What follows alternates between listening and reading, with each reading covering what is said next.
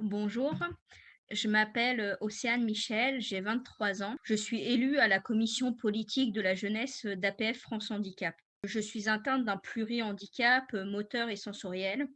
Je suis tétraplégique, malvoyante et malentendante suite à une neuroborréliose, la maladie de Lyme, et 2 accidents de la voie publique en 2016. Donc, j'ai été confrontée aux difficultés de la réorientation professionnelle en 2016 dû à mon handicap parce que, je travaillais en tant qu'auxiliaire de vie, donc je ne pouvais plus du tout faire ce métier. Après ma rééducation à partir de 2017, j'ai, été, à la recherche d'un emploi ou de réorientation professionnelle en termes, de formation. J'ai été à l'origine à la mission locale pour, vu que j'avais 19 ans. Eux m'ont réorientée vers Pôle emploi parce que, j'avais un bac, donc j'étais diplômée. À Pôle emploi, on m'a envoyée vers Cap emploi parce que j'étais en situation de handicap. À Cap emploi, je suis tombée sur des locaux qui n'étaient pas accessibles fauteuil, donc l'accueil n'a pas été, idéal et le conseil qu'on m'a fait au lieu de m'aider à rechercher une formation ou un travail, c'était de rester chez moi, sous prétexte que mon handicap était trop lourd et que, je gagnerais plus à rester chez moi qu'à rentrer dans le monde du travail.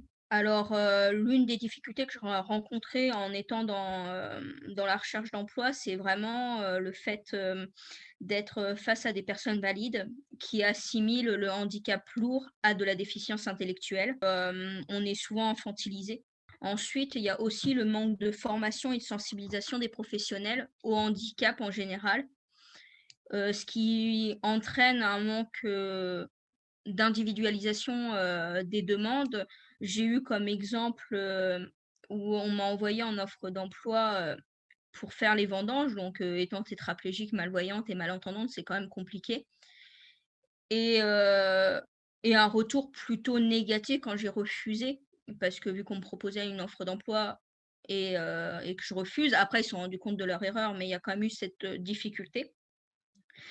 Et il y a aussi, un autre point que je me rends compte, c'est le climat social actuel qui encourage, les professionnels à maintenir les jeunes en situation de handicap dans un système d'assistanat et de dépendance au lieu d'aller vers l'indépendance et l'autonomie.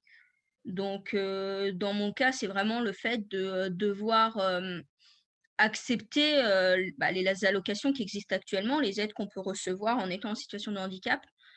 Sous prétexte que, on ne peut j'ai un handicap trop lourd, donc on ne peut pas me proposer un offre d'emploi adapté.